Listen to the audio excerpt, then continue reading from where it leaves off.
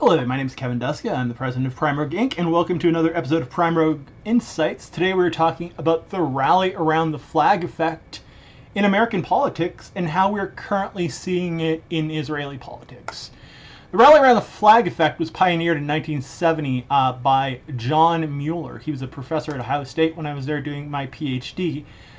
He basically looked at data from 1945 to the end of the Johnson administration and found that when the United States went to war, the president's popularity rating increased. In other words, there's a rally around the flag effect. Americans would, and as we're going to see still will, show greater support for the party in power, even if it's not their party when the country's at war. And one of the reasons for that is the notion that, the nation's men and women are at risk because they're fighting abroad. If we look at data from the George W. Bush administration, his approval rating was barely floating above 50% on September 1st of 2001. If we look at September 11th, we see it shooting up to about 91%. So the nation's under attack, his approval goes up. Then until the invasion of Iraq begins, it drops down slightly below 60. Then, whoops, American troops are abroad, it goes up about 70 again.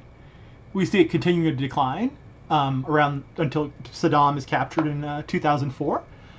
And then again, we see it spike from 50 to mid-60s, 63, 64. So what we're basically seeing here is a trend line where each time that the American troops are deployed abroad or the nation comes under attack, the country rallies to the support of the president.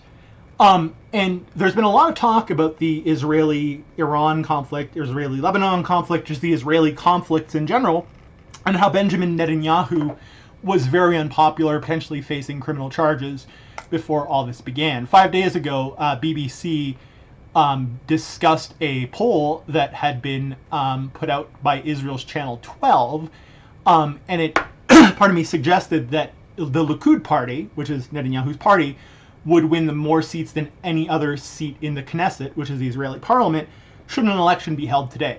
Now, the Knesset uses proportional representation, which is very different than the American or Canadian single-member plurality district system, in that the amount of seats you receive in the legislature are the same proportion of the vote that you won. So that doesn't mean that necessarily Bibi would be able to form another government.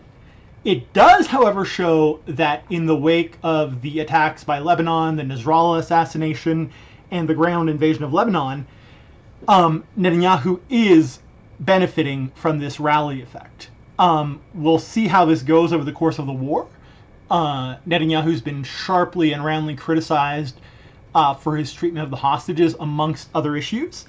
But this does show a trend line of growing support for Netanyahu, even as the country enters into deeper conflict as this ground invasion of Lebanon begins. I'm going to drop a couple of books in the description, as well as a link to the Mueller article if you want to check them out. We'd appreciate a like, a follow, share this with your friend, your frenemy, your enemy, it doesn't matter. Again, this is Kevin from Prime Rogue Inc. Thank you so much. Have a wonderful day.